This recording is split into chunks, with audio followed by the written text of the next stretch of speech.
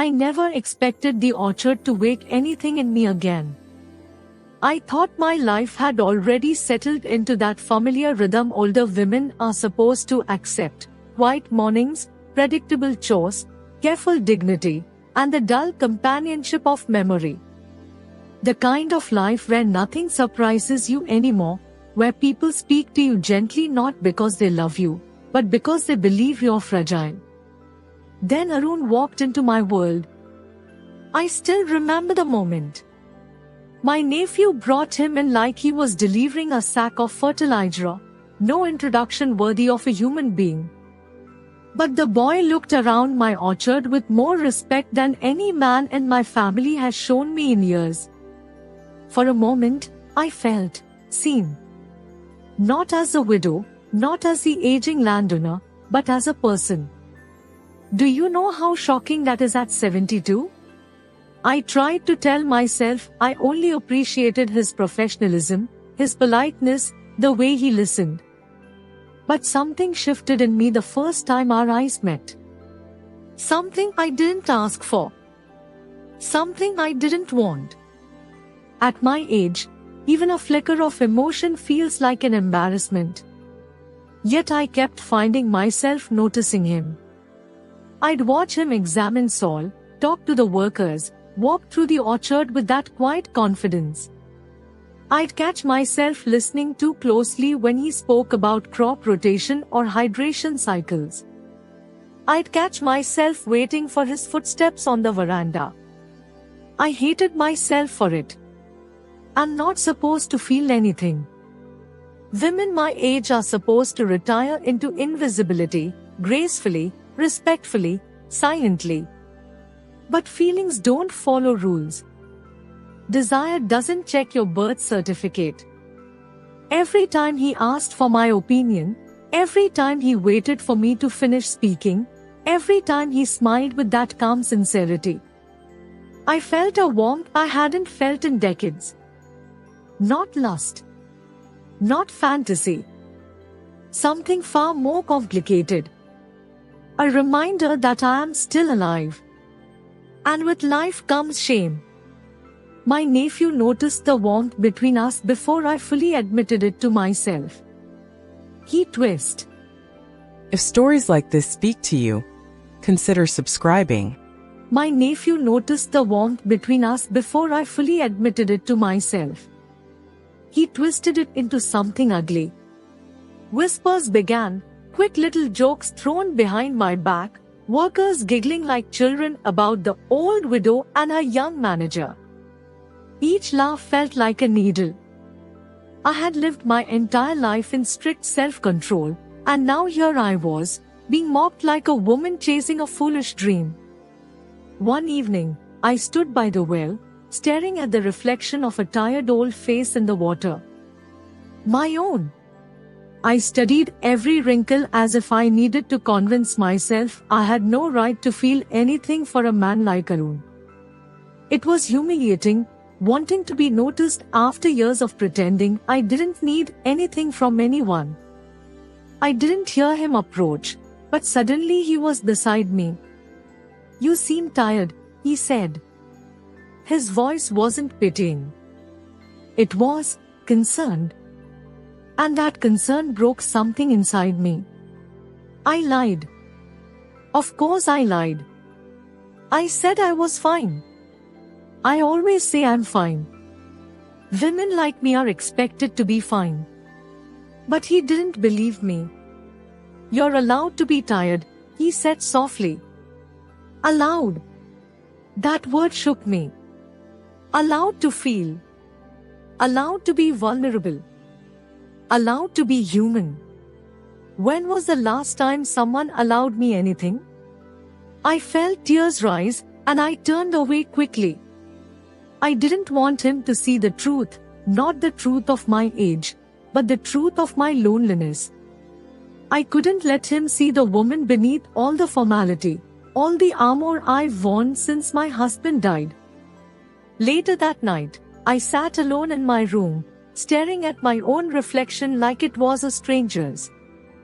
I tried to lecture myself out of my feelings. I tried to remind myself that Arun is 25, with a future so wide it nearly hurts to look at. And here I am, closer to the end than the beginning, clinging to land and memories and a name that no longer means much to the people who should have valued it. I told myself he was like a son to me. But that was a lie. And lies taste bitter when spoken out loud. Stay until the very end.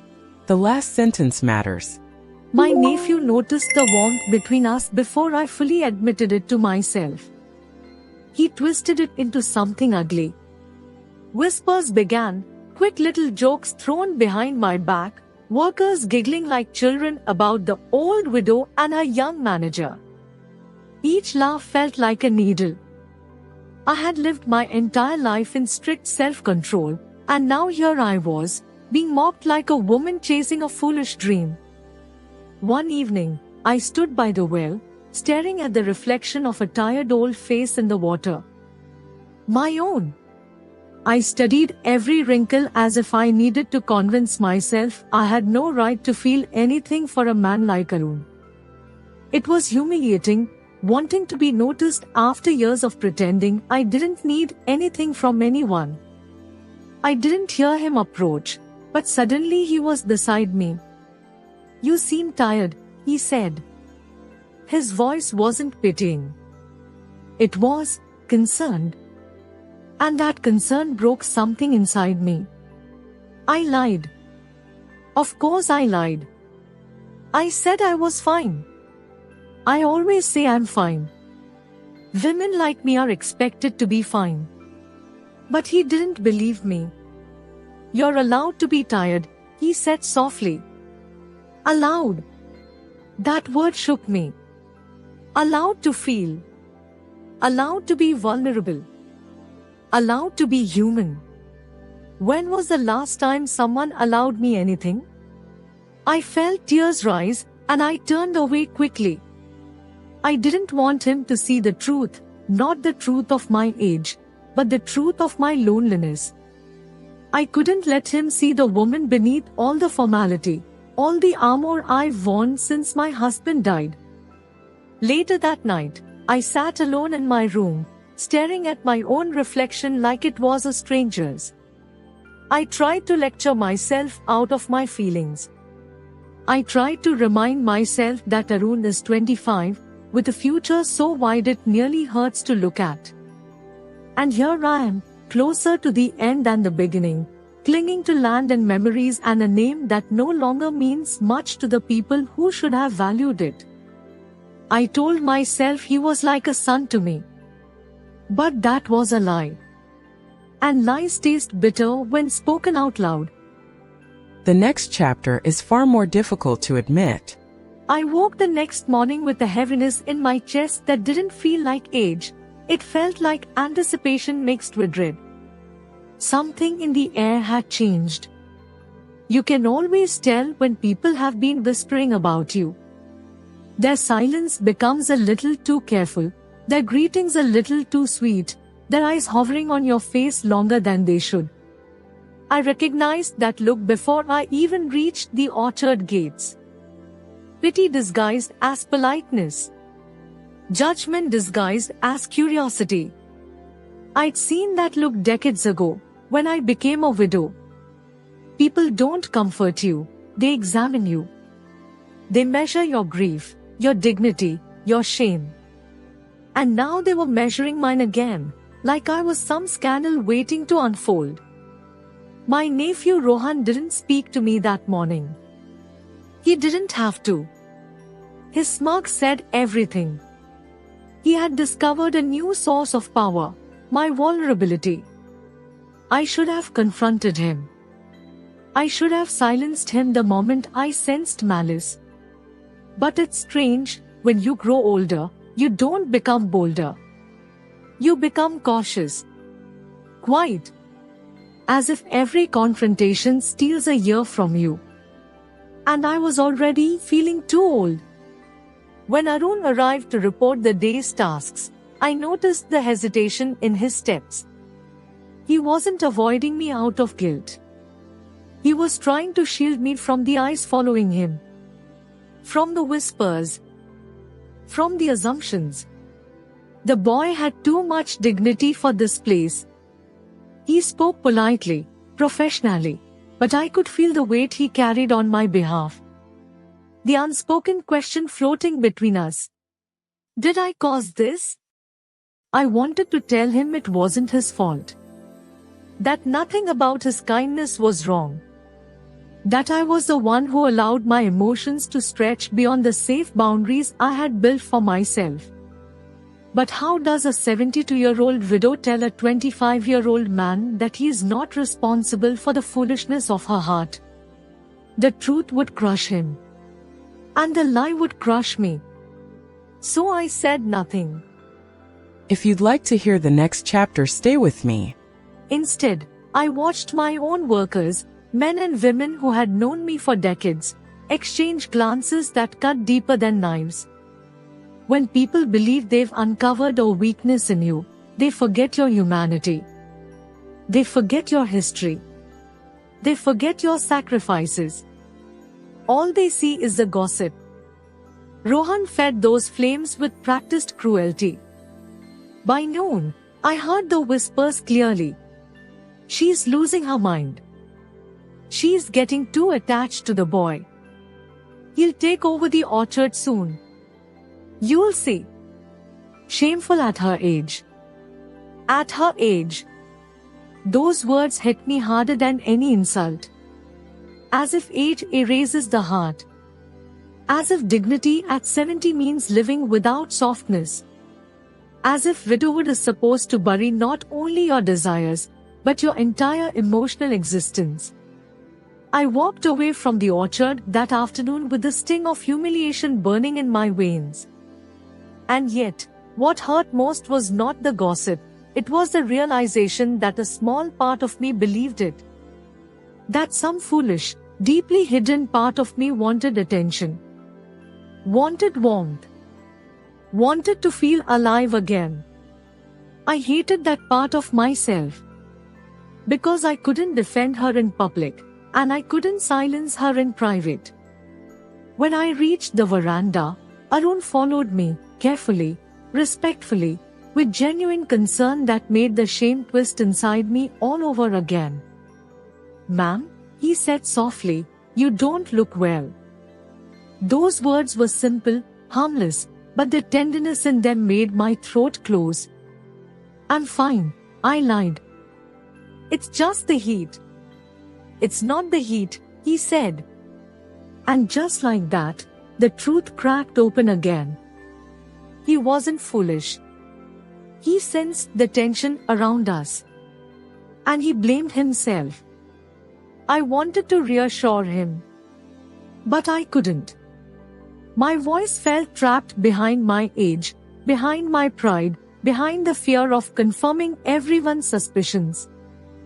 He looked at me with an expression that made my heart ache, worry mixed with guilt. As if my pain somehow belonged to him. I didn't deserve that kind of empathy from him.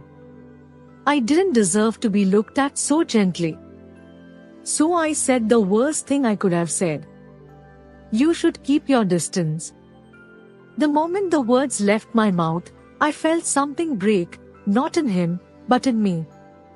He stepped back slowly, confusion clouding his eyes. He didn't argue. He didn't plead. He simply nodded once, with the kind of maturity I rarely see in men twice his age. "I understand," he said. But he didn't understand. How could he? How could anyone? He thought I was protecting the orchard's reputation. He thought I was worried about gossip. He thought I was distancing him for his own sake. He didn't know I was protecting myself, from my own heart, from my own foolishness, from the dangerous comfort I found in his presence. He walked away with heavy steps.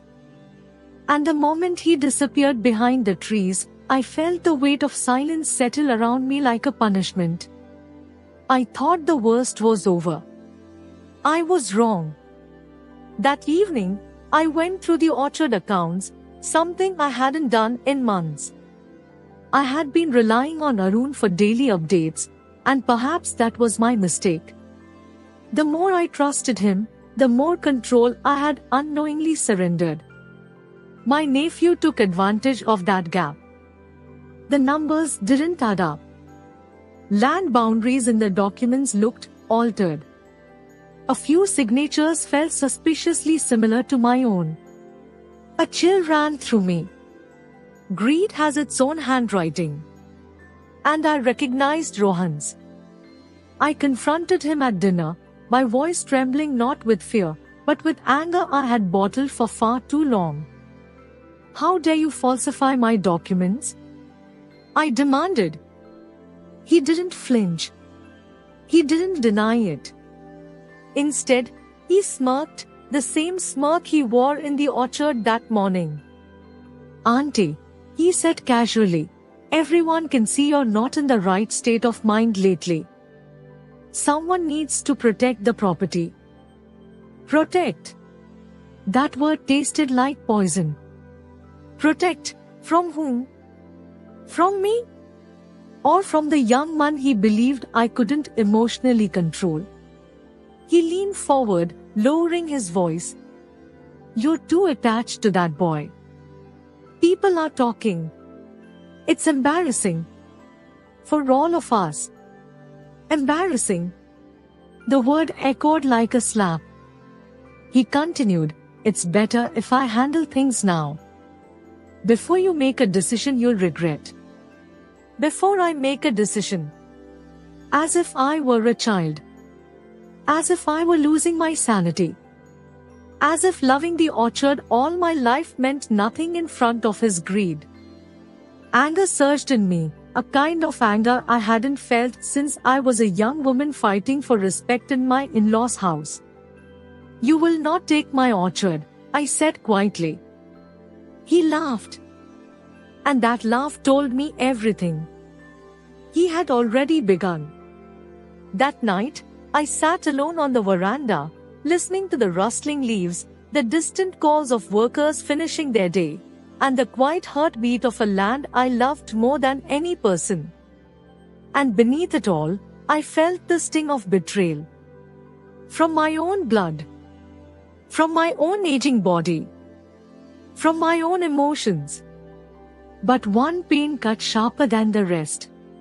The memory of Arun walking away because I told him to. I had pushed away the only person who treated me with humanity, because I was too ashamed of how much it meant to me.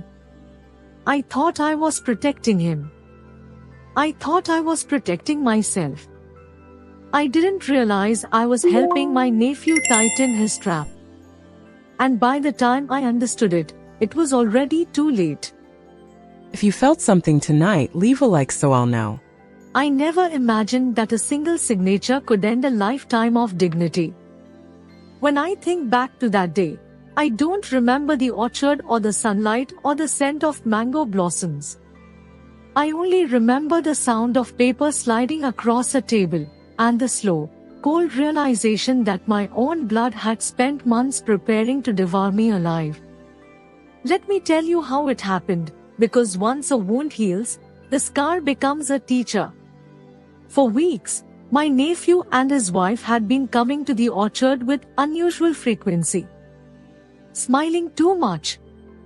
Asking too many casual questions about finances, boundaries, borders, who owned what, how old certain documents were. I thought they were finally taking interest in the family legacy. I thought maybe greed had softened into belonging. But greed never softens. It hides, grows, and waits. I remember sitting in my father's old room, flipping through account books. Arun had been outside, talking to workers about irrigation cycles. I could hear his voice through the open window, steady, warm, respectful. He always spoke like he believed the orchard was a living relative, not a piece of land. It comforted me in ways I didn't fully understand then. My nephew walked in. His smile too wide, too sweet. Chachi, we need your signature on something small. Routine update. Government requirements for senior landowners. Senior landowners. That word hit me like a slap, but I hid the sting. Show me, I said, adjusting my glasses. Instead of showing me, he placed a single sheet on the table and began to distract me with stories, tax inspectors, new digital systems, fast deadlines. I remember feeling tired. Not physically, but soul tired. When family lies to you, you can sense it, but the heart pretends not to know. Because knowing hurts. And I was a coward that day. I let my guard down. I didn't sign, though, not yet. Something told me to wait for Arun. There's more I haven't told you yet. Not because I needed his approval, but because his presence reminded me to think clearly. He steadied my stormed mind. My nephew noticed the hesitation, and suddenly his tone sharpened. Chachi, don't tell me that boy influences you now. Don't humiliate yourself. I felt the heat rise in my chest. That boy. As if Arun were a stray who wandered onto my property. The disrespect was not toward him, it was toward me. Toward my age. My loneliness. My vulnerability. I told him to leave the paper and return later. He walked out stiffly, whispering something under his breath. I didn't catch it then. I would hear it again soon, echoed louder, uglier, in front of a room full of relatives. By evening, the orchard felt unnaturally quiet. Even the breeze seemed to hold its breath. Arun sensed the tension the moment he stepped inside. I could see it in his eyes. He was young, but not naive. Life had already taught him to read danger before it spoke. He asked me if I was all right. I should have told him everything right then, but some emotions choke the throat until words become impossible. I simply handed him the paper. He read it once, then again, slower. And the look on his face, my God, I can't forget it. Shock first. Then anger. Then a painful kind of sadness. Kamalaji, this is a transfer deed. His voice was calm, but the tremor under it betrayed him. He continued, if you sign this, the orchard goes to your nephew's name. Fully. Irrevocably. I felt my stomach twist. I grabbed the arms of my chair to steady myself. He didn't try to touch me. He never crossed that line. Even when my world shook, he kept a respectful distance, as if he knew any comfort from him could be misread by others, or mistaken by me. But his eyes, those eyes stayed on mine, firm and steady, like someone refusing to let me drown. I whispered, why would they do this? Tell me what part moved you the most. He didn't answer immediately. He didn't want to hurt me. But I needed truth, not pity.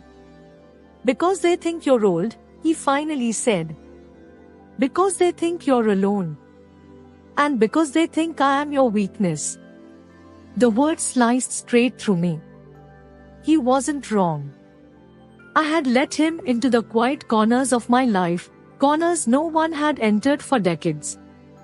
Did I create this weakness? Or did loneliness carve it on its own? I don't know. I asked him to sit. He didn't. Instead, he stood behind my chair like a guard, like someone silently promising he would not let harm enter this room. He said, I'll find out everything. But you must not sign anything. His tone was more protective than anything I'd heard from my own family in years. And perhaps that was the true danger. Not him, but the space he was beginning to occupy in my heart. The next morning, my relatives came as a crowd, angry, loud, righteous. They wanted a fight, not a conversation. My nephew's wife accused me of letting a young man influence my mind. Another cousin suggested Arun had intentions beyond work. And then the final blow. Chachi is too old to run a property like this.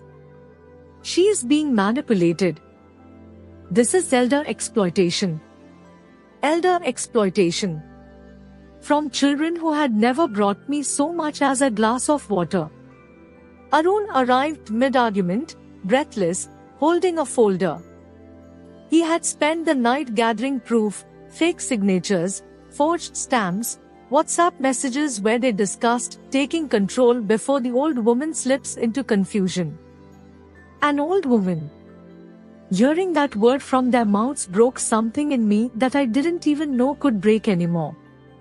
The room erupted. Insults. Shouting. Accusations.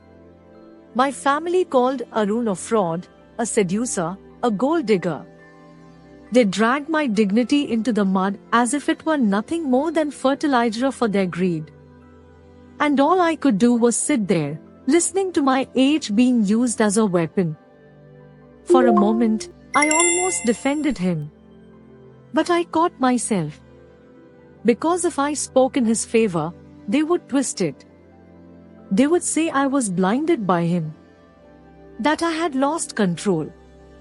And truthfully, a part of me feared they might be right. I stayed silent. My silence hurt him, I could see it. But he didn't falter. He laid every piece of evidence on the table, each sheet louder than their voices. When my nephew lunged toward him, Arun didn't step back. He stood tall, eyes fierce, jaw set. Ready to fight physically if he had to. He wasn't fighting for land. He was fighting for my dignity. Something no one in that room had ever done. When the truth became undeniable, my relatives left in insults and humiliation. One of them spat on the floor. Another cursed me for choosing a stranger over blood. Blood. How convenient that they remember the word only when inheritance is involved. After they left, I couldn't look at Arun. Not because I blamed him, but because shame clung to me like a second skin. Shame for being fooled. Shame for being vulnerable. Shame for needing him. He walked toward me slowly, as if approaching a wounded animal. He said softly, "I'm here, Kamala ji. They can't harm you. Not while I'm standing." And for the first time in years, I felt tears rise, not delicate tears, but the kind that burn. I hated it. I hated feeling so exposed. I told him to leave me alone for a while. He didn't argue. He nodded respectfully and stepped out into the orchard. I watched him from the window, walking through the trees, talking to workers, restoring calm after the family's storm.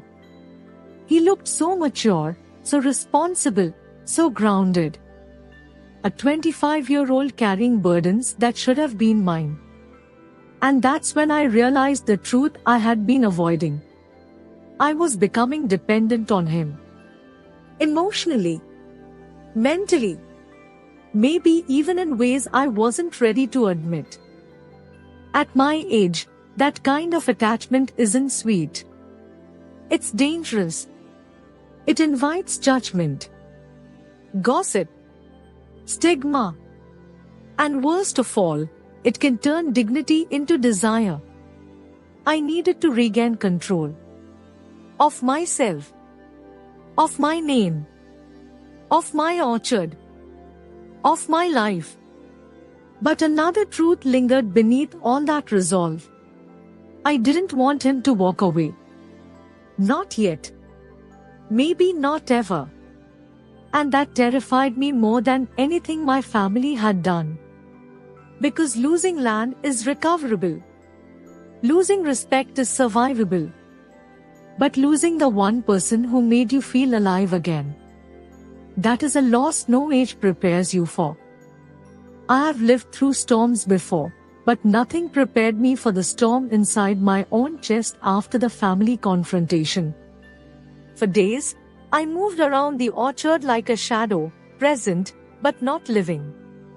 The trees still bloomed, workers still called me madam, routine stayed the same, yet nothing felt the same. Not because of the land. Not because of my family. But because of him. Arun. The boy who wasn't a boy anymore. The man who carried burdens with a discipline that shamed the rest of us.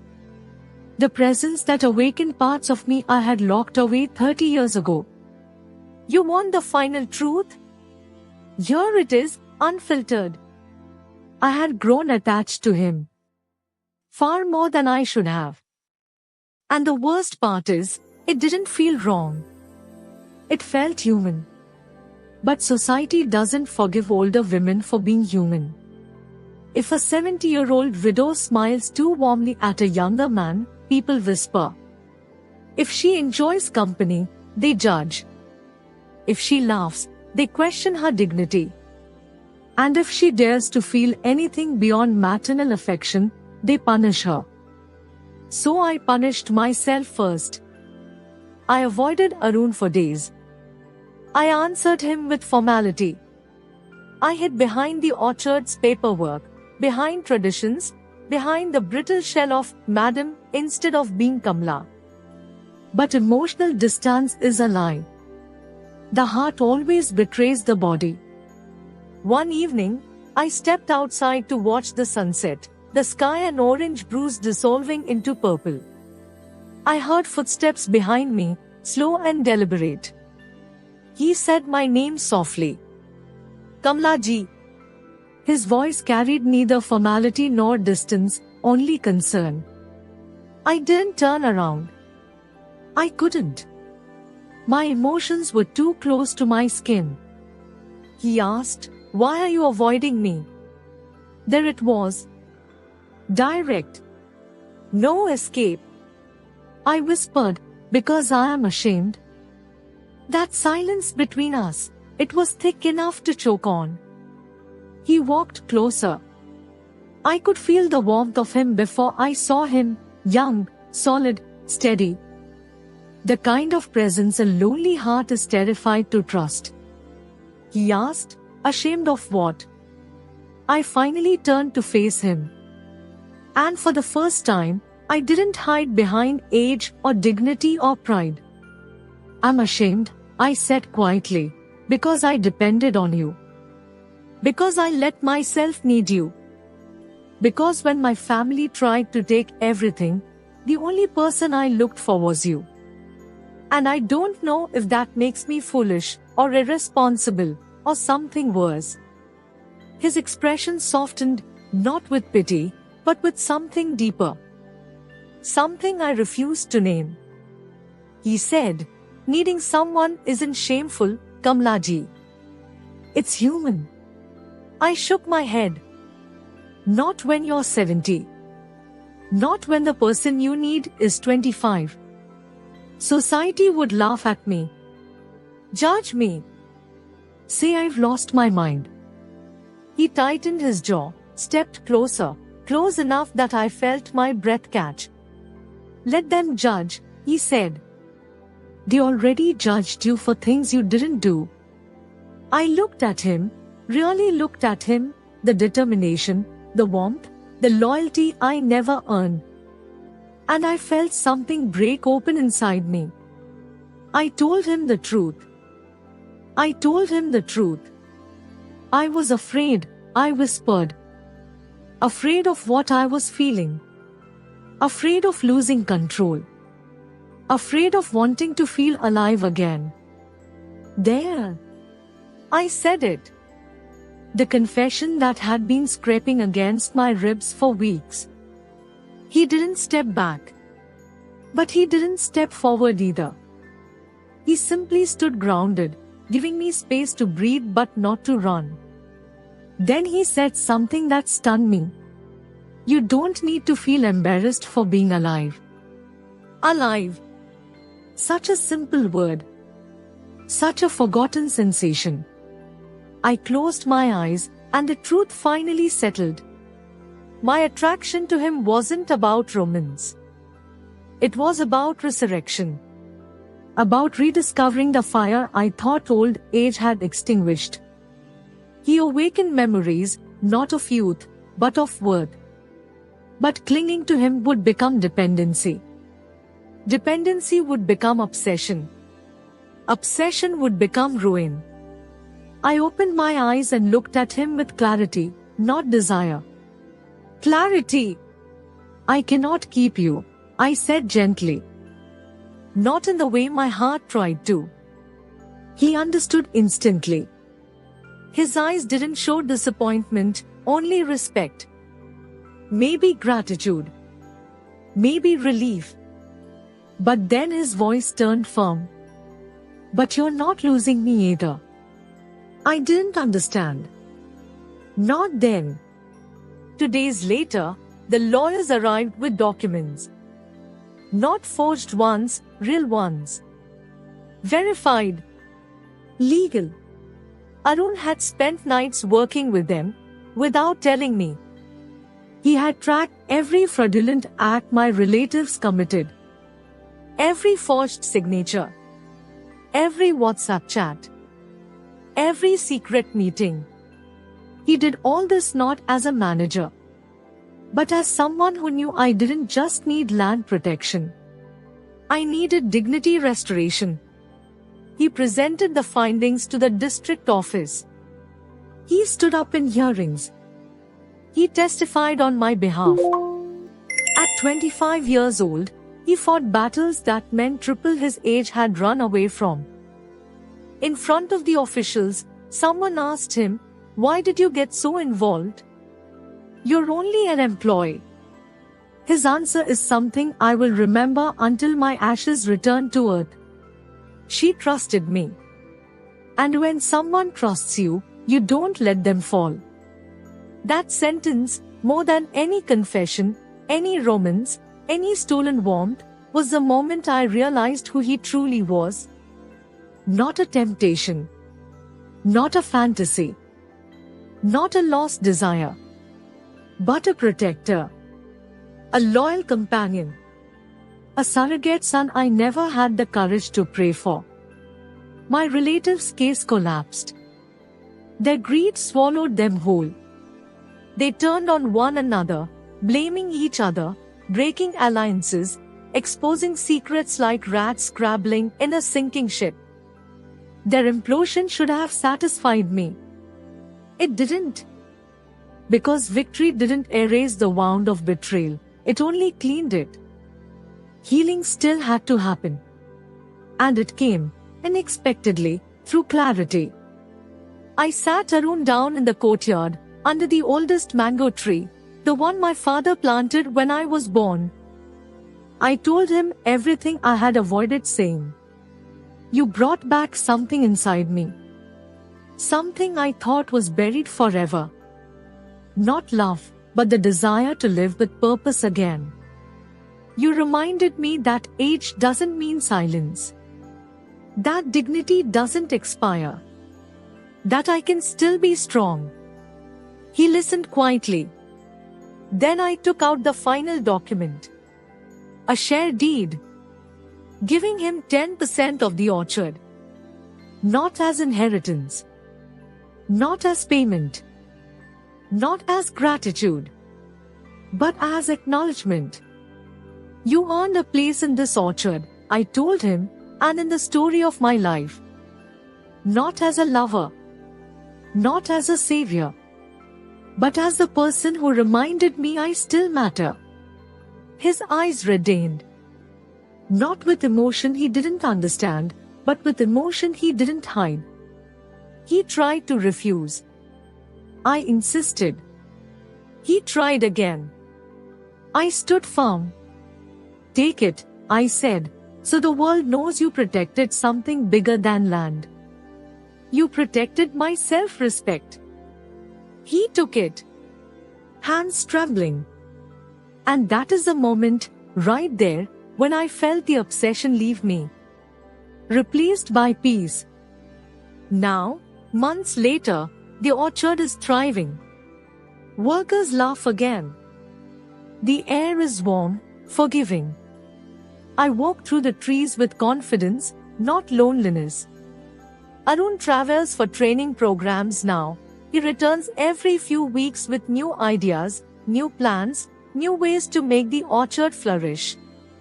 He calls me Madam, but when we share tea in the evenings, he calls me Kamala Ji, with a tenderness that holds no confusion. People whisper about us still. Let them. Their whispers cannot touch me anymore. Because I finally understood the truth. I didn't fall in love with him. I fell in love with the woman I became because of him. And that is a kind of redemption no romance could ever offer. If you'd like to hear the next chapter, stay with me.